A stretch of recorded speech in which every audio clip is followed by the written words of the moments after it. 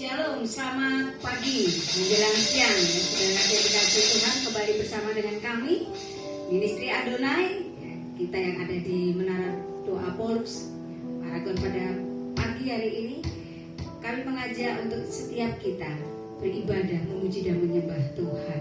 Kita semua yang ada di tempat ini maupun juga yang mengikuti secara live streaming maupun nanti siaran tundanya, mari saya mengajak kita semua untuk beribadah, menyembah dan memuji dan memuliakan nama Tuhan.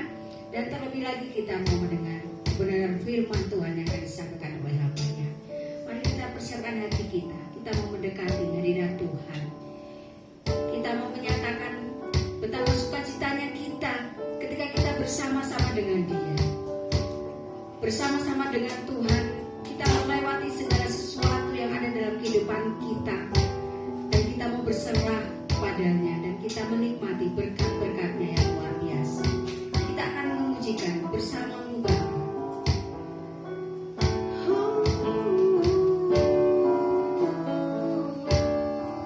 Engkau ada bersamaku. Engkau ada bersamaku.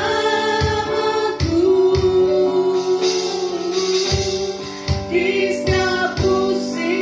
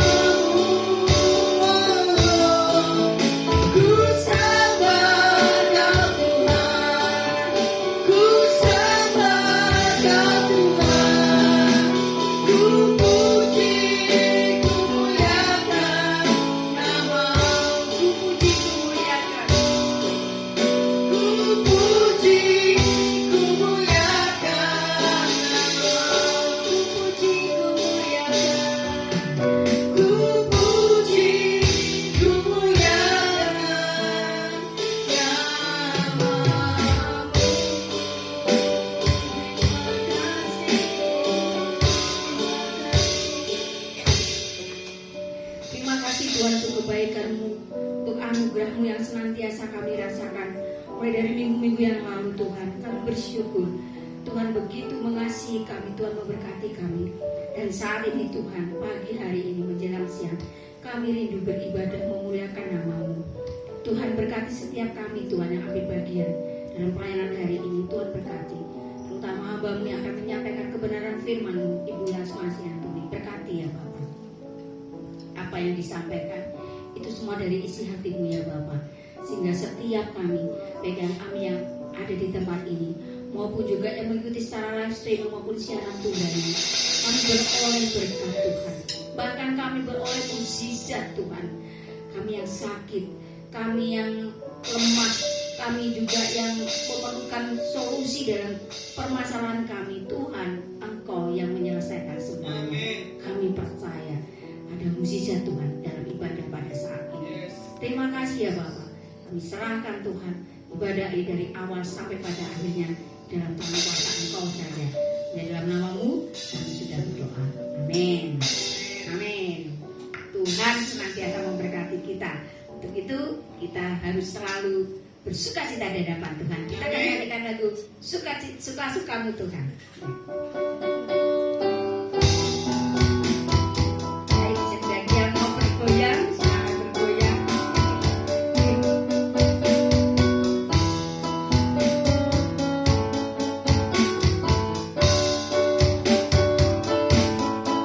Sungguhlah hidupku telah ditebus oleh kuasa darah yang kudus. Jangankan hidupku bukan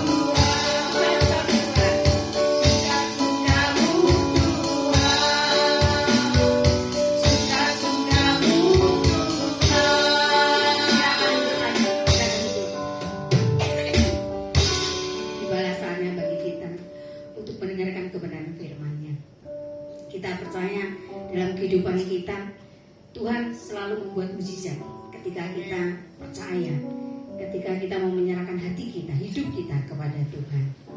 Saya mengajak kita semua untuk bisa merenungkan pujian ini, dan nanti setelah itu kita akan mendengarkan kebenaran firman-Nya yang akan disampaikan oleh Ibu Rasma Sianturi.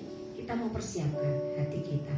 Kita mau sungguh-sungguh ketika kita menyatakan pujian ini, kita menyanyikannya, kita mau mengimani setiap syair yang ada di lagu ini. Yesus, Kau pembuat mujizat sejati.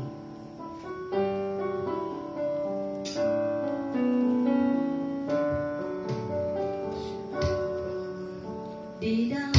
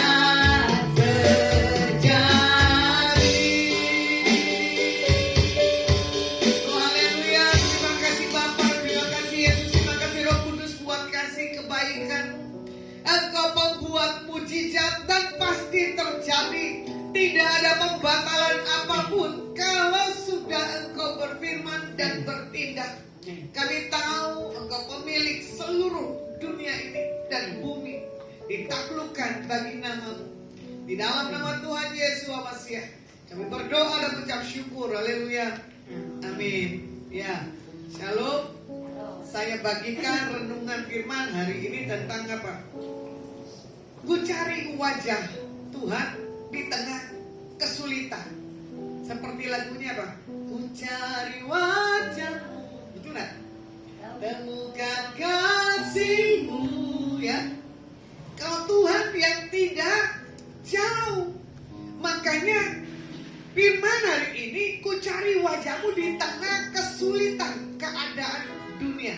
Nah, seperti lagunya, jangan pernah berhenti, ya, mencari Tuhan pagi, siang, dan malam. Minta hikmat, minta tuntunan daripada Tuhan.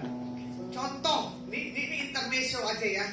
2 hari yang lalu, ya kalau nggak salah, ya, ada gempa dari Jawa Timur di Tuban. Jam 11, saya ada di menara doa. Gitu, saya lagi ketik renungan. Tiba-tiba, kenapa di kepala saya pusing ya, gitu kan? Tapi tim saya tanpa dosa di sini ada 3 orang. Dengan antengnya, akhirnya saya coba bersandar, saya punya bupet di situ begini, goyang. Oh, darah Tuhan Yesus. Kenapa 3 orang itu ajaib ya Tuhan? Gak ngalami goncangan. Saya bilang ini orang punya satu kekuatan besi atau baja atau batu, saya nggak tahu. Akhirnya saya teriak dari belakang, Pak, dari Bu Irma, hei dengar ya, ini gempa. Enggak Bu, enggak gimana? Saya bilang gitu. Wah kacau ini, kalian punya tubuh ini. Saya tubuh ada di bumi dan ada di surga. Kalau di bumi saya bisa merasakan ada gempa. Dengan pedenya, dia berdiri di situ. Enggak Bu, udah terserah keselamatan masing-masing. Ya, saya keluar dari menara doa, saya lewatin mall, saya bilang masih kepala saya tengah sempoyongan kayak orang punya migrain. Saya tanya security di depan, Pak, gempa nggak? Enggak Bu. Ah kamu ini sesak lagi nih, saya bilang gitu kan. Kenapa kamu udah rasakan gempa? Akhirnya security telepon. Ternyata benar Bu, tadi yang di lantai atas goyang. Tuh kan. Akhirnya saya buru-buru puterin mobil saya klakson, saya bilang sama tim saya di menara, hei kalian mau keluar apa enggak? Tapi semua itu pilihan. Dengan PD-nya masih tetap bertahan. Seperti lagunya apa? Ku coba bertahan gitu, menghadapi gempa ini gitu. Tapi konyol bagi saya. Akhirnya saya keluar mobil buru-buru dari mall Paragon. Saya bilang, Tuhan ini dosa apa ya? Seperti Ebit GAD yang lagunya apa? Tanyakan pada rumput ya bergoyang.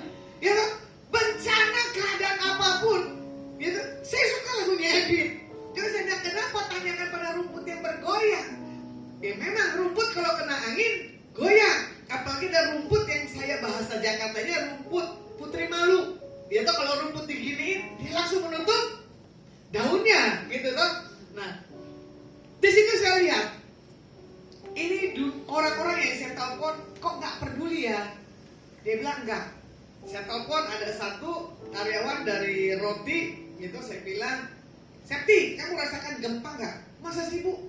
Saya pikir vertigo saya kambuh. Oh Tuhan tolong. Saya bilang gempa, cepat keluar, jangan ada di dalam. Oh berarti saya nggak salah ya Bu? Kenapa tuh orang di dalam sana pada tenang-tenang aja bikin kue? Nggak apa-apa, dia menikmati itu goncangan dengan bikin buat kue di dalam. Kalau bisa kamu menyingkir. Saya telepon semua rekan-rekan saya, dibilang enggak, kecuali rekan saya yang ada di Surabaya, ya. Saya bilang, Jenusir, kamu gempa nggak? Memang dia di Bank Mandiri, tunjungan pas lantai berapa saya lupa. Iya, goncangannya kencang sekali. Kita turun pakai tangga, lumayan kan? Lantai berapa gitu pakai tangga, jadi fitness dadakan. Ya, akhirnya saya telepon teman saya yang lain-lainnya, dia kirim ternyata gempa 6, sekian. Cuma saya bilang begini, Tuhan, kenapa ya selalu saya bisa rasakan ada gempa? Kalau saya ada di seluruh Indonesia, ya orang lain tidak rasakan gempa, tapi saya yang rasakan, gitu kan? Yang bagi saya terpesona hari itu saya ada di Pulau Enggano, itu Pulau Bengkulu dan Pulau Talaut yang ada di Kota Manado. Di sini tempat tidur saya, ya kan? Kurang lebih 500 meter itu lautnya. Coba gimana caranya tuh? Kalau itu ombak udah hantam kediaman yang saya tinggal. Cuman saya bilang begini, udahlah Tuhan pasrah. Kalau udah mau dipanggil ya udahlah, bencana apapun enggak masalah. Penyakit apapun enggak masalah. Tapi Tuhan enggak buat, ya kan? Bencana itu membawa kita satu hal ketakutan dan kebingungan. Kadang saya bilang begini satu titik, kalau di gempa ini mau pertama yang saya ambil berlian dulu. Ya, karena apa? Di reruntuhan itu harga yang paling mahal berlian dan emas, betul lah. Hari itu saya lagi nge-gym, ya di Pasar Semanggi Fitness Plus. Pas juga ngalamin gempa walaupun saya treadmill, tapi teman saya kok dangdok ya. Treadmill goyang aja nih, nggak tahu walaupun itu mesin treadmill goyang. Saya bilang, Cici ini gempa Ci. Enggak, lu kan lagi treadmill, lu gimana sih? Lu tapi kok tahu treadmill gue goyang ini dan piring tidak seperti biasanya. Akhirnya tuh, ya orang dari lantai 2 dan lantai berapa turun. Saya bilang sama teman saya yang punya toko berlian, lu mau keluar gak? Kalau nggak mau keluar ya udah. Lu masih mau lihat kunci itu lu berlian atau emas? Kalau bisa masih kasih gue dan berlian kasih gue sebelum ambruk, saya bilang gitu kan. Tapi teman saya ngejim dia tetap tertawa. Gak mungkin gua kunci dulu katanya gitu kan. Semua barang-barang yang ada di dalamnya. Saya cuma bilang begini, ya itulah cara Tuhan. Situasi apapun yang kita hadapi, ya itu hanya bergantung kepada Tuhan. Seperti lagunya apa? Berseru dan memanggil namanya, berdoa dia akan selalu menghampiri dirimu. Percaya Yesus tak jauh darimu, dia hanya sejauh doa. Berseru katakan memanggil nama Tuhan dan memanggil namanya, berdoa dia akan selalu menghampiri dirimu. Percaya Yesus tak jauh darimu, dia hanya sejauh doa. Di saat gempa saya bisa bahasa roh, di saat gempa saya takut tapi saya tetap memuji. Saya nyanyi begitu, berseru dan memanggil namamu Tuhan. Pertolonganmu hanya buat setiap orang yang bergantung, yang menyebut nama Tuhan dalam posisi apa tadi? Kesulitan. Nah itu dia kan. Bagaimana kita mencari wajah Tuhan dalam posisi sulit? Pasti nangis bombay bahasanya, betul nggak? Kalau masalah senang cari Tuhan gimana wajahnya? Biasa aja kan? Tapi kalau mencari Tuhan dalam posisi sulit, Tuhan kita udah dijawab. Lupa air dari sini atau air dari sini. Makanya seperti Mazmur katakan apa? Hai jiwaku, tenanglah. Nah ini dia. Kata tenang itu mengandung arti makna yang luas, ya kan? Atau dia bilang begini, Mazmur Daud dikatakan di saat aku terjepit, tapi kuasa Tuhan nyata dalam hidupku. Nah, saat menghadapi masalah, ya, siapa yang pertama yang dicari? Tuhan, teman, orang keluarga, atau yang lainnya? Ya, waktu saya menghadapi masalah gempa kemarin, contohnya, ya, karena posisi saya di sini, saya nggak mungkin dong cari keluarga saya di Jakarta, weh gempa nih di Semarang, nggak mungkin. Ya, jadi di saat itu gempa, saya cuma bahasa roh saya bilang ini, hei, kalian udah rasa ini gempa? Enggak bu, wah Tuhan hebat, ya kan? Yang pertama yang saya cari adalah orang-orang yang ada di dekat saya. Walaupun saya tahu ada Tuhan, tapi orang dekat saya nggak tahu, terlalu kuat kali pegang Alkitabnya, ya kan? Karena dia bilang apa? Hidupku menggenapi firman-Mu, betul nggak? Tanda mujizat sertai mau gempa, mau banjir, tim saya hebat loh. Makanya udah salah dia kebanyakan di menara doa surga terus. Apa injak bumi? Ya, hebat orang-orang tim menara saya. Kalau dia tahu ada injak bumi, dia pasti tahu itu gempa. Saya bilang ini, Tuhan saya ada di dua sisi nih. surga dan sisi bumi. Tapi terlalu hebat tim saya supranatural ikut daripada saya. Ya, saya berseru di atas rekan-rekan saya, tapi rekan-rekan saya tidak peduli. Karena dibilang apa? Diam dan tenang. Seperti Yesus, gitu, di perahu, betul nggak? Semua murid-muridnya bingung. Kalau saya di situ ada Yesus, saya nggak akan bingung. Saya bingung tim saya seorang pemimpin, kok teriakan pemimpin nggak dihargai? Saya cuma menilai kacau ini ilustrasi buat besok khotbah, ya benar. Ya, seorang pemimpin yang baik di saat dia berseru di atas timnya, betul nggak? Harusnya timnya dengar dong. Ini timnya nggak dengar loh. Saya bilang, Tuhan, ini muridmu yang sejati atau enggak sih? Saya cuma begini, Tuhan, ya memanglah talenta orang masing-masing, ya. Ada yang masih cinta dunia, ada yang enggak. Nah, kita tahu gempa paling menakutkan daripada goncangan di atas pesawat. Siapa yang pernah naik pesawat? Pernah mengalami pesawat turun tiba-tiba? Oleh tiba-tiba? Perasaanmu gimana? Nah, itu ya. Ya kan?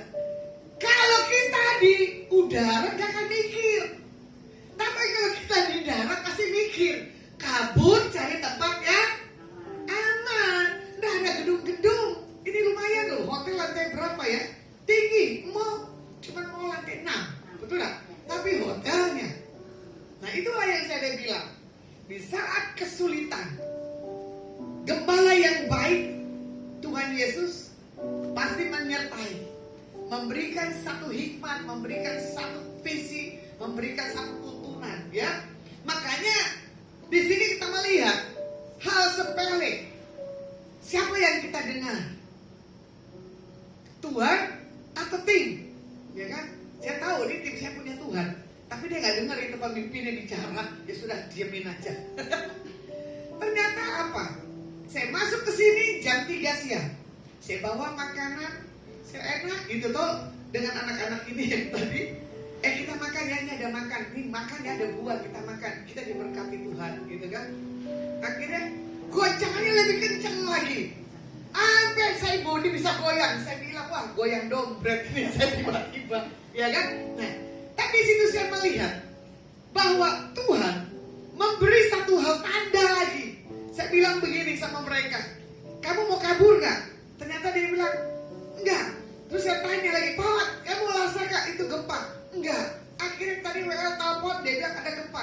Tapi anaknya Rio bilang gini, iya papa, gempa papa. Anaknya ketakutan tapi gak mau kabur. Saya bingung.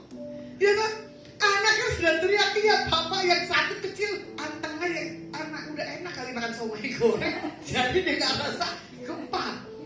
Terus mamanya bilang apa? Iya mau saya lantai 2 baru rasakan goncangan. Makanya ada yang info dia bilang gini, 20-30 titik getaran yang di jam 13 berapa gitu kan.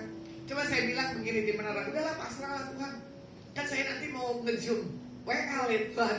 Kalau Tuhan mau meninggal di atas kedudukan udah enggak apa-apa. Karena apa? Saya harus persiapkan laptop saya untuk saya zoom, yaitu sebagai seorang pembawa worship leader, ya. Makanya di situ ada orang lihat saya kan ketawa, lo kok ibu seorang pembicara jadi worship leader? Gak apa-apa, ya. Karena apa? Mesti menjadi satu hal berkat dimanapun Tuhan. Kalau pakai kita, ya, nggak boleh lihat karena kita orang hebat, nggak boleh, ya. Makanya hari ini kita belajar melihat bagaimana sikap orang percaya dalam menghadapi masa kesulitan, ya. Sikap saya hari itu nggak tenang, ya. Saya teriak, saya pergi. Nah itu dia. Karena apa? Saya nggak mau konyol, ibarat katanya, ya. Nah makanya ketika kesulitan itu kita tuh berbicara di atas siapa? Nah, sampai kita melihat wajah yang diajak kita bicara ini wajahnya penuh dosa, pada ketahuan. Iya dong. Tim saya tanpa dosa, senyum gabu, wih pesta banget ya, dan rasakan. Makanya di sini kita melihat Daud berkata, wajahmu Tuhan yang kucari. Nah ini dia. Jadi di masa susah senang kita mencari wajah Tuhan. Mazmur Daud 27 ayat 7 dan 12. Firman Tuhan katakan begini. Dengarlah Tuhan seruan yang kusampaikan, kasihanilah aku dan jawablah aku. Tentang engkau hatiku berkata, carilah wajahku, maka wajahmu ku cari, ya Tuhan. Janganlah menyembunyikan wajahmu terhadap aku. Janganlah menolak hamba-Mu ini dengan murka. Engkaulah pertolonganku, janganlah membuang aku dan janganlah meninggalkan aku, ya Allah, penyelamatku. Sekalipun ayahku dan ibuku meninggalkan aku, namun Tuhan menyambut aku. Tunjukkanlah jalanmu kepadaku, ya Tuhan, dan tuntunlah aku di jalan yang rata menghadapi seteruku. Janganlah menyerahkan aku kepada nafsu lawanku, sebab telah bangkit menyerang aku saksi-saksi dusta dan orang-orang yang mengembuskan kekerasan. Mazmur Daud berkata begini, melihat dan mencari wajah Tuhan adalah satu hal yang membukakan mata rohani kita untuk memahami setiap kehendak Tuhan. Makanya di ayat 11 begini katakan, tunjukkanlah jalanmu kepadaku. Menandakan Daud adalah orang yang rendah hati. Karena dia apa? Mencari Tuhan, ya kan? Makanya kita melihat lagi bagaimana Mazmur Daud di sini juga dikatakan apa? Janganlah menyembunyikan, ayat 9, wajahmu terhadap aku. Nah itu ya. Setahu saya Tuhan tidak pernah menyembunyikan kalau kita punya kebenaran, kalau kita menyenangkan hati Tuhan. Tapi kalau kita mendukakan hati Tuhan, Tuhan akan berpaling wajahnya. Makanya di sini di saat dia lagi gelisah, ya, Daud katakan apa? Sekalipun, nah ini dia kan. Tadi ayah dan ibuku meninggalkan aku, tetap aku mencari wajah Tuhan.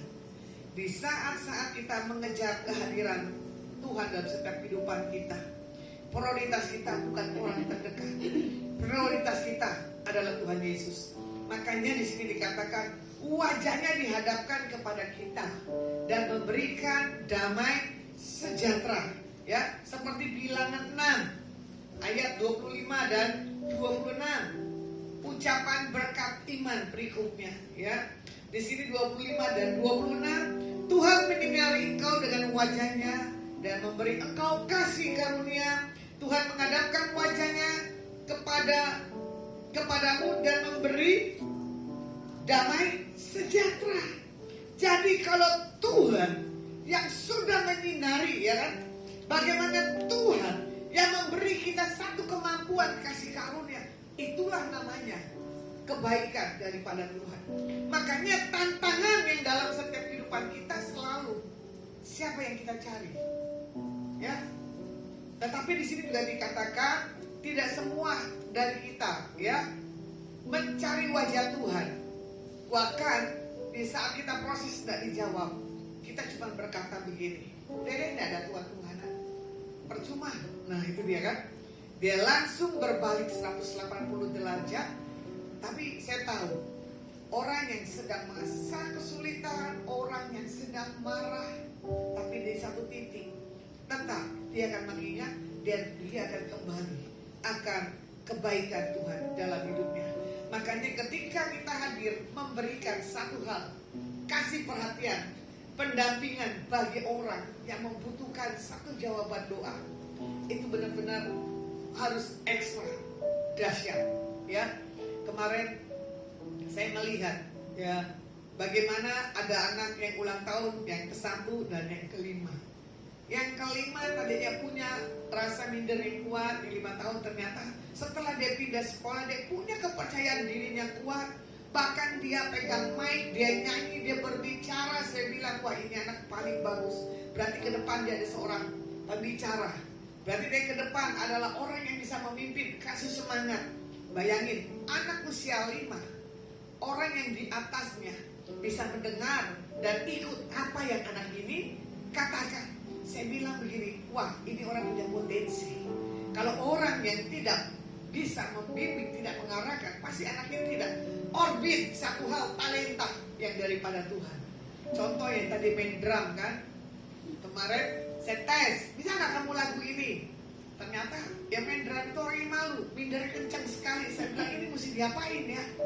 Saya iseng, ya, tetap dia nggak akan berani dekat maupun menatap wajah orang. Kalau datang cuma senyum, udah menghilang, menjauh kalau bisa duduknya. Tapi kan kalau anak-anak yang lain disapa, dipasti akan manis, ya. Makanya itulah yang perlu apa? Pembimbingan. Anak yang begini mau yang dia kenal, betul nggak? Yang dia nggak kenal, nggak mau, apalagi di atas usianya. Tapi lucunya, tak amati dua anak ini, antik dan ajaib. Kalau ada makanan mendekat, nggak ada makanan menjauh. Ya tuh, Pak Om udah bisa mencium makanan anakmu. Kalau saya bawa bungkusan dia udah tahu, ini Bu Lasma bawa makanan. Dia pasti begini. Tak amati, ini pikir mataku nggak bisa lihat. Karena Alkitab katakan apa? Mata Tuhan menjelajah seluruh bumi. Mata saya menjelajah lingkungan yang ada di tempat menara doa. Ya, makanya ya, dalam setiap apapun situasi, kehadiran, kedatangan kita, bagaimana kita punya satu sikap membuat orang itu disenangkan. Ya, contoh kemarin ya kan, di tempat ini istilahnya gini, nggak sengaja ini ada ibu yang tadi single ada di sini, saya juga kaget tumben dalam rangka apa ya gitu kan. Terus omong demi omong terjadilah satu perkataan yang saya suka. Saya bilang ayo pergi sana keluar, saya bilang gitu kan. Ya udah beli yang ini karena apa? Saya suka yang seperti ini, gitu kan. Akhirnya sudah kita menikmati dan kita ramah tamah sampai jam berapa? Jam 4 sore ya. Nggak terasa saya harus berangkat dan saya tidak ada streaming karena ada acara. Nah, makanya setiap kesulitan, betul ya, yang kita alami, kalau kita sharing kebenaran, kita berbagi, kita punya satu hal pengalaman, lupa apa? Lupa masa, betul nggak? Lupa punya urusan pribadi. Karena apa? Menikmati dalam hal kebersamaan. Nah, kalau mau kembali lagi nih ya di Mazmur 27, aman dalam perlindungan Tuhan. Nah, makanya Mazmur 27 adalah satu mazmur yang di sini dikatakan aman dalam perlindungan Tuhan. Tapi aman dalam perlindungan Tuhan. Kenapa kemarin gempa kita takut? Berarti kan kita masih cinta akan dunia. Iya loh? Mata ganti mata, gigi ganti gigi, nyawa nggak mau hilang. Nah ini dia. Ya, makanya di sini dikatakan apa? Mazmur iman dan ratapan dari Daud yang mengungkapkan perasaannya tertekan karena Saul dan orang-orangnya berusaha mengepung Daud untuk ditangkap. Mazmur Daud menyenangkan dirinya dan memperkatakan aman dalam lindungan Tuhan. Mencari wajah Tuhan adalah satu keputusan Daud ya, dengan segenap hatinya di saat pada masa sulit. Nah, bagaimana kita melihat Tuhan memanggil umatnya untuk berdoa dan mencari wajahnya. 2 Tawarik 7 ayat 14 ya, merendahkan diri dan mencari wajah Tuhan. Langkah-langkah praktis untuk mencari Tuhan ada 3 poin. Yang pertama, berdoa. Yang kedua, percaya penuh kepada Tuhan. Yang ketiga, meminta jalan keluar. Bagaimana yang pertama ini berdoa? Ya, kita tahu doa itu sudah satu napas dan satu hal kewajiban. Kedua, merenungkan, membaca Alkitab. Itu sudah satu hal keharusan dan kewajiban. Makanya kalau dilihat di ayat 7 tadi, walaupun dalam keluhan. Nah ini dia ya. Walaupun dalam keluhan di ayat 7-nya tadi, Mazmur 27 ayat yang ke-7. Dengarlah Tuhan seruan yang kusampaikan, kasihnilah aku dan jawablah aku. Berarti di sini Daud adalah menyuarakan dengan nyaring tentang keluhannya kepada Tuhan, bukan untuk hal yang salah. Karena dia diserang, karena dia mengalami, saya tahu, mengalami satu intimidasi. Makanya kita lihat fokus kita ini kepada Tuhan atau masalah ketakutan seperti yang Daud tadi katakan, ya kan? Dia bilang apa? Dengarlah Tuhan seruan yang disampaikan. Makanya jika fokus kita kepada Tuhan, apapun masalah itu kecil, tidak menjadi besar. Amsal 24 ayat yang 10 dikatakan begini, jika engkau patah semangat pada masa kesesakan, betapa kecilnya kekuatan. Jadi jangan sampai ya kita punya ketakutan, jadi kekuatan kita itu kecil. Makanya kan apa? Bulu yang patah terkulai ya. Bulu yang terkulai akan dipatahkan. Nah, Daud mengakui tentang kesetiaan Tuhan. Nah, hal ini karena apa? Daud punya hubungan pribadi dengan Tuhan yang spesial. Bagaimana kita hari-hari ini punya hubungan yang spesial apa enggak? Karena semalam juga tuh bicara hamba Tuhan dengan pendeta ya. Jadi dan pengusaha dia bilang begini, gimana keadaan hari-hari ini? Pengusaha bilang begini, sebelum pilkada dan sesudah pilkada tetap sulit apapun keadaan dunia. Saya bilang begini, dari dulu dalam hati ya, dari dulu juga udah sulit. Cuma bagaimana kita meresponi tentang Tuhan yang besar tadi. Wajahnya kita harus cari wajah Tuhan dalam kesulitan apapun, seperti Daud katakan tadi, ya kan? Dia cuma berseru kepada Tuhan, dengarlah Tuhan doaku, ya.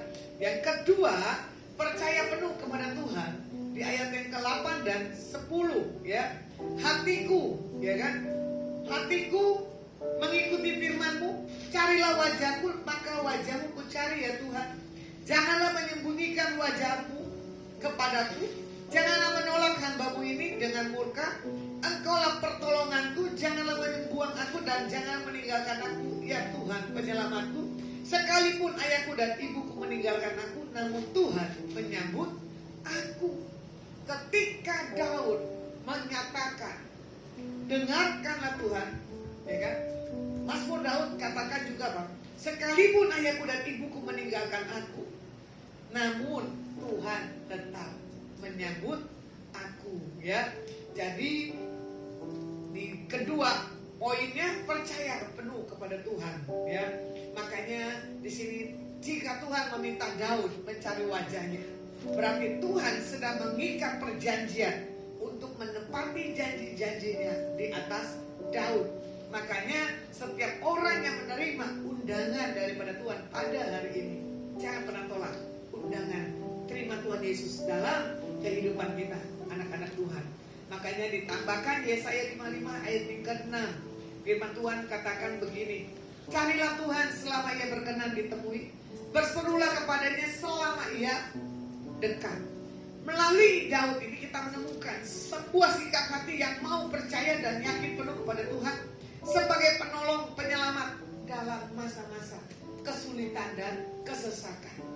Bagaimana yang ketiga poinnya, meminta jalan keluar, ayat yang ke-11, ya. Tunjukkanlah jalanmu kepadaku ya Tuhan, dan tuntunlah aku di jalan yang rata oleh sebab seteruku, ya.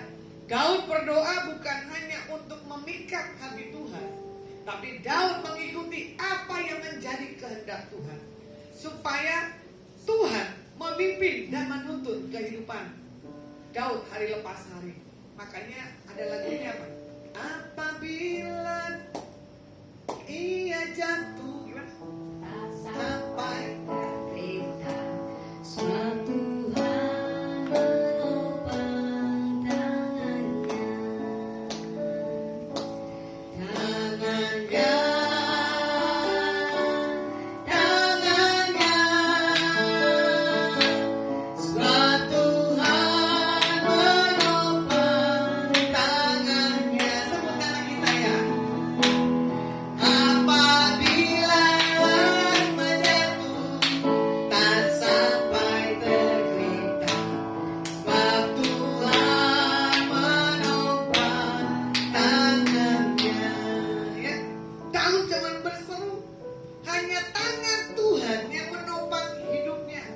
Makanya di dalam ketidakjelasan Daud, atau Daud dalam menghadapi impitan, atau dia sedang berpuisi di hadapan Tuhan, sekalipun ayahku dan ibuku meninggalkan aku, namun Tuhan menyambut aku. Nah ini dia.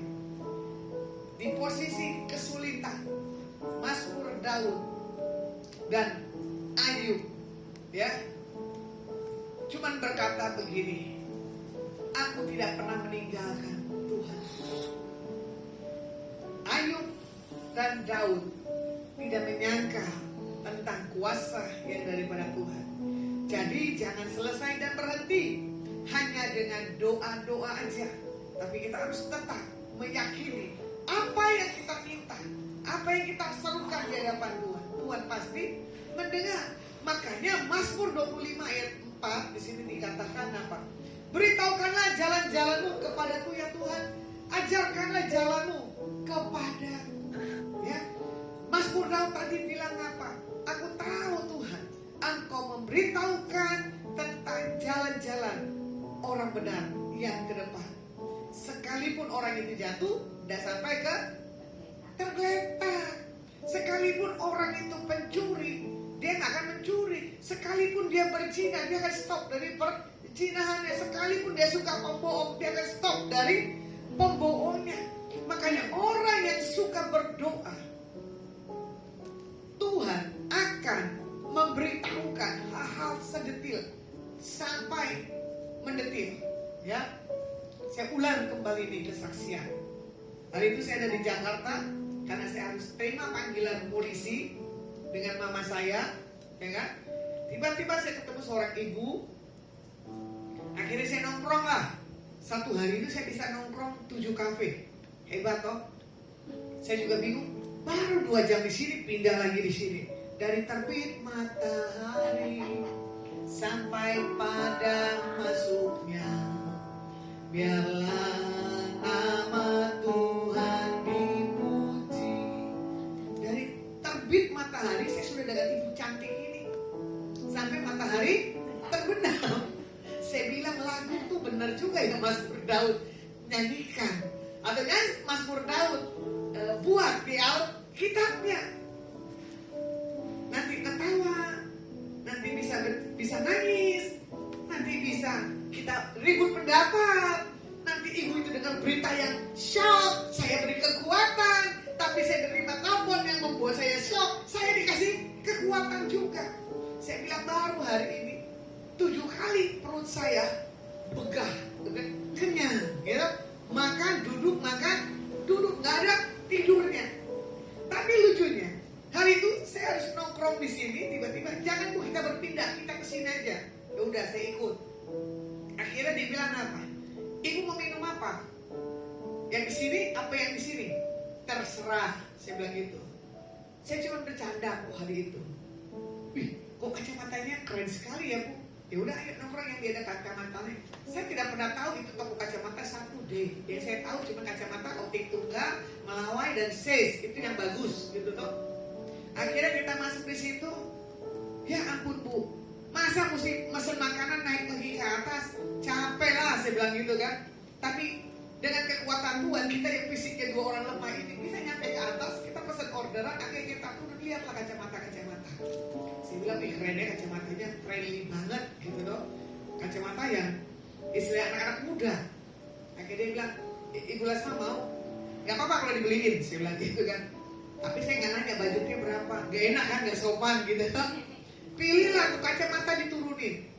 Sampai di satu titik saya jatuh cinta dengan satu kacamata. Akhirnya karyawannya bilang apa? Bu, boleh lihat kacamatanya? Saya bukalah kacamata saya. Apa mau disamakan Bu? Kaca, lens, frame-nya ya? Lensanya apa frame sih kaca? Kacanya gitu kan.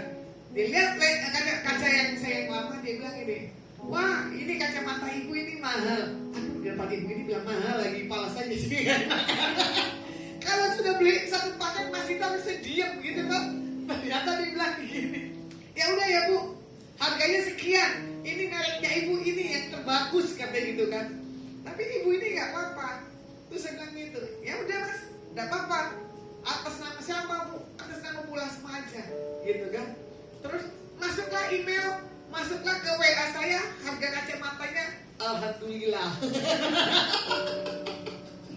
Saya bilang ini, pucuk tiba, pulang tiba. Tuhan baik, saya punya kacamata baru lagi, karena apa? Plus saya harus ditambah.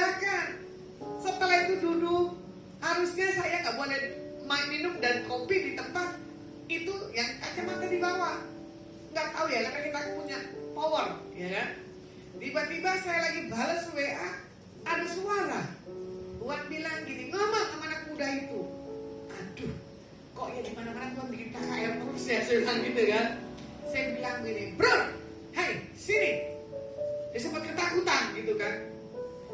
Dia berdiri, dia tegang gitu kan. Tuhan bilang, kamu harus kembali kepada panggilanmu. Maksudnya gimana Bu? Gitu kan. Saya bukan paranormal. Saya ini pengikut Kristus. Saya sampaikan isi hati Tuhan Yesus buat kamu loh. Saya tanya, kamu agama apa? Muslim Bu. Oh ya udah, gak apa-apa. Berarti Tuhan saya. Kisah hidupmu dengan saya 11-12. Kenapa Bu? Saya lari dari panggilan Tuhan untuk saya menjadi orang spiritual. Kenapa kamu lari? Dia tahan air matanya, tapi saya nangis. Akhirnya ibu saya marah. Mas, dengar ya, ibuku tuh gak gampang nangis katanya. Karena ibuku mempunyai beban dari Tuhan, ya toh? Itu yang harus disampaikan sama kamu. Dengan gampangnya anak muda bilang gini, iya betul, bapak saya pingin saya menjadi orang ustadz yang ngajar ngaji, tapi ada kakak saya, ya udah cukup. Oh udah bisa, yang maunya orang tuamu ya kamu yang jadi ustadz. Sudah kamu doa kalau kamu tidak mampu ya. Karena apa? Orang-orang spiritual hidup karena melangkah dengan iman. Kalau orang kerja, udah jelas ada upah tiap bulan, betul tak? Akhirnya ini orang diem. Terus saya bilang begini, kamu punya uang gak 100.000? Dia bingung kali ya, baru nyampaikan isi hati Tuhan, kok ini ibu minta uang 100.000? Kamu uang 100.000 tuh ke 10. Nanti keluar dari sini saya bilang kamu doa, gimana Tuhan gerakan kasih di 10.000? Saya bilang gitu kan. Terus cuman dia bilang begini, yang menyentuh saya, tadi saya duduk nyantai di meja itu. Bu, apa? Saya gitu kan. Saya hari ini ulang tahun. Hah? Kamu ulang tahun? Gila, Tuhan cari lu 11 tahun untuk menjadi ustaz. Hari ini ulang tahun. Sini gue peluk, saya gitu. Sini tak doain. Tetap dia bertahan. Tidak menangis. Saya yang menangis. Saya bilang gini, udahlah. Kisah hidup saya terulang di kamu. Terserah kamu mau bertahan atau kamu menyerah sama Tuhan. Saya bilang gitu kan. Tapi kamu minta ampun kalau kamu tidak mau jadi orang ustaz. Saya bilang gitu kan. Akhirnya dia cuma diem. Dia bilang begini, Ibu Pendeta maukah saya kasih bonus? Apa itu? Saya kasih minuman sama cake-nya lagi. Bolehlah, saya hobi cemilan. Akhirnya ibu begini, ada aja ya. Lu tadi di situ gratis, di sini gratis lagi. Inilah rezeki anak soleh. Saya gitu kan sama ibu saya. Tiba-tiba mas jangan 1, bonusnya 2. Karena ada tamu saya lagi datang. Ya udah nggak apa-apa Bu Pendeta, saya kasih 2 minuman. Nah, akhirnya ada di situ juga karyawan mengamati saya dari lantai atas sampai ke bawah, heboh ternyata. Ya, tapi yang ada itu yang melayani saya. Dia cuma diam, dia begini, Ibu, kalau saya gimana? Kamu laki-laki apa perempuan sih? Gitu ya. Akhirnya saya bilang, agamamu apa? Katolik. Oke, nih Tuhan bilang gini. Itu laki-laki polos banget. Saya bilang kamu harus rubah caramu gini. Selesai. Akhirnya saya pulang. 3 hari kemudian kacamata saya selesai. Akhirnya ada lagi tuh orang yang saya doain, si calon ustaz. Ibu Pendeta mau minuman gak sama makanan? Wah, mau, asalkan gratis. Gak apa-apa, Ibu Pendeta mau berapa kali datang ke sini pun saya akan berkati Ibu Pendeta. Bayangin, saya kucuk-kucuk ke kafe ibu saya yang satu. Pasti gratis ya Bu? Iya, pasti gratis. Kan ibu tahu, saya gak bawa dompet, saya gak bawa handphone. Tangan saya kosong semua. Memang ya. Sampai anaknya bilang gini, coba bikin KKR kita restoran mahal ini, lumayan kan Bu, diskon 10% katanya. Belum ada Tuhan bicara, apalagi ada pemilik yang lebih enak lagi, bukan yang diskon gratis, saya bilang gitu kan. Nah itulah Tuhan bilang ya, di saat kondisi apapun mencari wajah Tuhan, penginjilan menyenangkan hati Tuhan adalah satu hal jawaban ya. Makanya di sini juga dikatakan ya, yang tadi Mazmur 25 ayat yang keempat, Tuhan memberitahukan jalan-jalannya ke atas orang yang perlu disampaikan pesan Tuhannya ya. Makanya di di sini bagaimana kita membuat satu hal daya tarik Tuhan, atau kita membuat daya tarik kita ke Tuhan itu harus nyantol, ya kan? Nah makanya juga kemarin sedikit ada kesaksian lagi bagaimana saya punya orang suka pijit, dia jual itu durian, saya colek ibu itu, malah orang pijit saya bilang begini, ibu punya ilmu apa sih? Kok orang semua tunduk sama ibu ya katanya. Orang apapun pasti baik sama ibu. Sementara bilang begini, makanya lu cari wajah Tuhan. Jangan punya motivasi, hidup tulus dan murni. Jadi diketemukan dengan orang-orang yang benar-benar punya hati yang tulus dan murni. Setelah pijit, saya makan durian satu, saya berbagi dengan tim-tim saya. Ya kok menikmati juga, termasuk baku. Baku pasti nggak mungkin nggak dikasih. Karena apa? Sampahnya masih ada di kos. Masa ada sampahnya dia nggak kebagian, kan bisa marah. Ntar dia bilang, ibu nih makan selalu udah ingat saya, ya kan repot. Yang pertama yang di otak saya ya bakosku, gitu. Saya telepon dia kira, alhamdulillah buat buka puasa bu, terima kasih buat duriannya. Tapi saya bilang, jangan diambil tepak yang besar. Tepak yang besar buat tim menara saya. Iya, oke. Orang dunia bisa lihat, ya, bahwa kita punya sesuatu hal yang baik. Makanya orang kadang bisa melihat kalau kita dekat ke Tuhan, kita punya satu kuasa yang orang dunia tidak punya rasa. Pesan firman Tuhan saya simpulkan pada hari ini, ya, bagaimana kita melihat tentang yang pertama adalah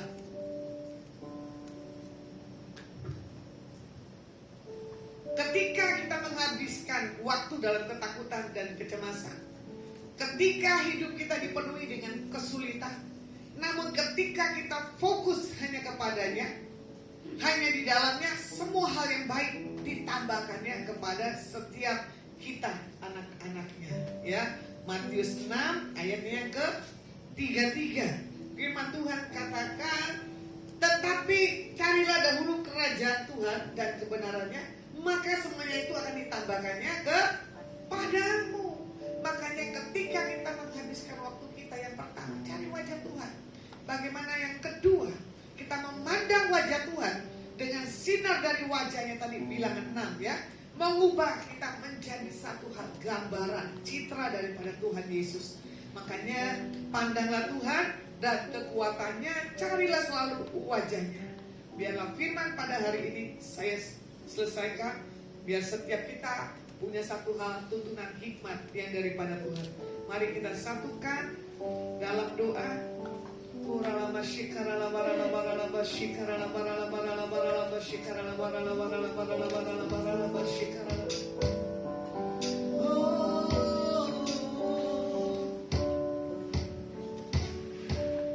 Kalau ku hidup bagimu, akan ku tetap memandangmu. Dunia tak bisa menjauhkanmu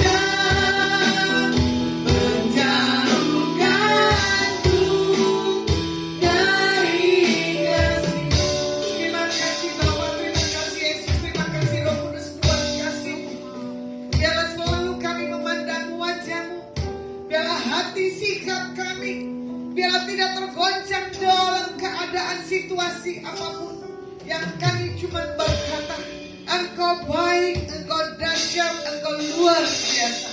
Kami berdoa buat bangsa kami Indonesia. Kami serahkan 34 provinsi ke dalam tangan-Mu. Shalom-Mu turun Tuhan. Diberkati Pak Joko Widodo dan Pak Anies selama menjabat dan akan mengakhiri jabatan presidennya. Terima kasih buat Prabowo dan Gibran yang Tuhan pilih buat presiden kami selanjutnya. Diberkati para menteri, diberkati RT, RW, lurah, camat, wali kota, bupati, gubernur, para panglima darat, udara, laut, dan polisi. Dan kami percaya setiap apapun yang dilakukan dikerjakan dengan hamba-Mu menjadi kesaksian yang dahsyat. Tuhan sertai dan Tuhan berkati para pelayan-pelayan. Terima kasih buat Pak Posunko, buat ibu, ketiga anak, mantu, cucu, dan keluarga besarnya. Dan buat karyawan, buat usaha yang dipegang. Biarlah Bapak Yahweh buat berhasil. Biarlah setiap apapun yang ditabur di menara doa Paulus untuk satu hal kebangkitan, untuk satu hal berdoa buat kota dan bangsa-bangsa. Terima kasih berkat-Mu buat menara doa Paulus. Diberkati tim yang terlibat, diberkati orang yang memakai tempat buat tempat ini untuk membawa satu hal mesbah yang dupa yang begitu harum di hadapan. Terima kasih Tuhan, terima kasih. Kalau kami akan pulang, kami mengangkat dan berdiri di hadapan Engkau kedua tangan kami. Pulanglah dan bawalah berkat yang terbaik yang datang dalam nama Bapa, Putra dan Roh Kudus. Biar apa yang dipegang disentuh ke depan, dikerjakan Bapa Yahweh berhasil. Yang sudah terima berkat